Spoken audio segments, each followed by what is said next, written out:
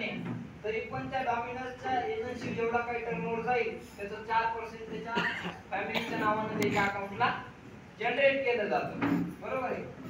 मग याच्यामध्ये मार्केटमध्ये आपल्याला दोन प्रकारच्या फ्रँचायझी बघायला भेटतात. तर दोन प्रकारच्या फ्रँचायझी मध्ये एक आहे पब्लिक फ्रँचायझी आणि दुसरी आहे प्रायव्हेट फ्रँचायझी. पब्लिक फ्रँचायझी याला बोललं जातं मित्रांनो. मला सांगा, आज जर का तुम्ही अमृततुल्यची एजन्सी घेतली तर मला पाहिजे असेल तर तुम्ही देऊ शकता का? हॅलो, देऊ शकता का? नाही देता येणार. मला त्या मॅनेजमेंट कडे जाऊन सगळ्या गोष्टी करून सुरुवात करावं लागेल, बरोबर आहे. मग त्याला बोललं जातं मित्रांनो पब्लिक फ्रँचायझी. पण दुसरी एक आपल्याकडे फ्रँचायझी आहे त्याला बोललं जातं प्रायव्हेट फ्रँचायझी. हे प्रायव्हेट फ्रँचायझीचं काम कसं चालतं तर ही एका पॅन कार्डवर 3 एजन्सी देण्याचा अधिकार आपल्याला दिलेला आहे. कोणताही व्यक्ती 18 वर्षे पूर्ण झालेला एका पॅन कार्डवर 3 एजन्सी घेऊन काम सुरू करू शकतो आणि त्या 3 एजन्सीच्या माध्यमातून जसं जसं एजन्सी डेव्हलप होतील, फ्रँचायझी जास्त होतील, तसं तसं तुमच्या अकाउंटला इन्कम जास्त प्रमाणात देण्याचं काम होतं. मग ते काम करतं मित्रांनो डायरेक्ट सेलिंगच्या थ्रू. एकदा डायरेक्ट सेलिंगसाठी जोडला जातो. थँक्यू. आता हे डायरेक्ट सेलिंग कन्सेप्ट काय थोडक्यात बघू मित्रांनो. मला सांगा, आज जास्त मार्केट ऑनलाईन चालतंय का ऑनलाईन चालतंय का ऑफलाईन चालतंय? ऑनलाईन का ऑफलाईन? ऑनलाईन. ऑनलाईन चालतंय ना. मग त्याला बोललं जातं मित्रांनो डायरेक्ट सेलिंग, बरोबर आहे. आणि तिथं जर बघायला गेलं तर तुम्हाला ऑफर लावून देखील स्वस्तामध्ये प्रोडक्ट दिले जातात, बरोबर आहे. मग का दिले जातात, कशी दिली जातात थोडक्यात सांगू मित्रांनो. आता मार्केटमध्ये दोन प्रकारचं मार्केट चालतंय, ट्रॅडिशनल मार्केट आणि ऑनलाईन मार्केट, बरोबर आहे. मग याच्यामध्ये मला सांगा, जेव्हा आपल्या घरातली एखादी वस्तू संपते तेव्हा आपण डायरेक्ट कंपनीत जातो का दुकानदाराकडे जातो?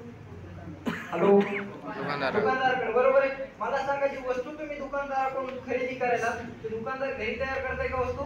नाही करत, बरोबर आहे. मग ती गोष्ट काय असते मित्रांनो, जेव्हा आपल्या घरात एखादी वस्तू संपली आपण जातो दुकानदाराकडे, बरोबर आहे. बरं, दुकानदार ज्या रेट मध्ये तुम्हाला वस्तू देते त्याच रेट मध्ये त्याला हवी असेल का?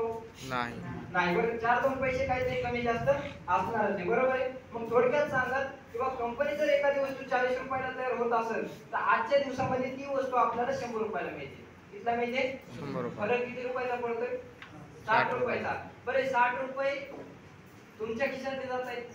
बरे, आज जातात का पूर्वीपासून जात होते? आपण कधी विचार केलाय का कुठे जातात ते? नाही केला, बरोबर आहे. पण थोडक्यात सांगाल मित्रांनो, ते पैसे कुठे जातात?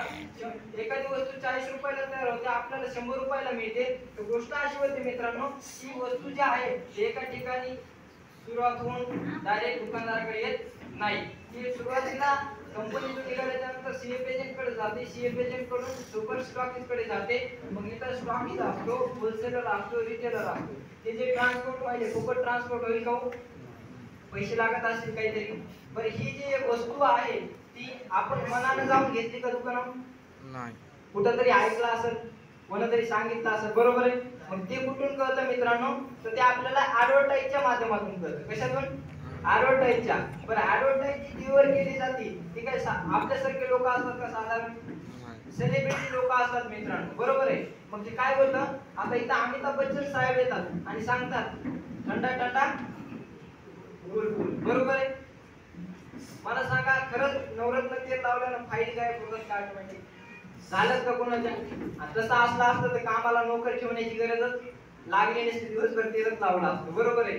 पण एक दाखवायचा पार्ट असतो मित्रांनो. पण आपण त्या नवरत्न तेलाची जाहिरात बघतो, दुसऱ्या दिवशीपासून लगेच नवरत्न तेल घरामध्ये आणतो की नाही आणतो? मग ते मला सांगा, तुम्हाला सूट मध्ये भेटतं का हाय त्या एमआरपी रेट मध्ये भेटतं? एमआरपी रेट मध्ये भेटतं ना.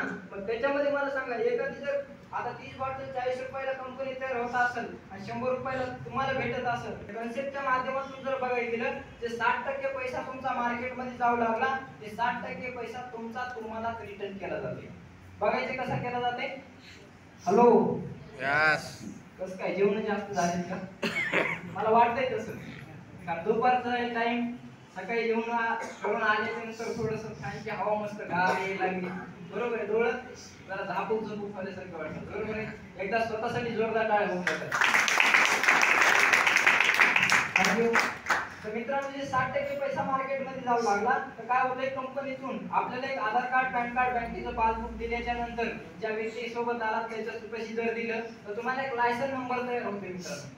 कंपनीतून येणारा माल डायरेक्ट पीयूसी सेंटरला येतं आणि पीयूसी सेंटरहून डायरेक्ट तुमच्यापर्यंत दिला जातं. ते माल तुम्हाला 10 ते 40% डिस्काउंट मध्ये भेटते. किती?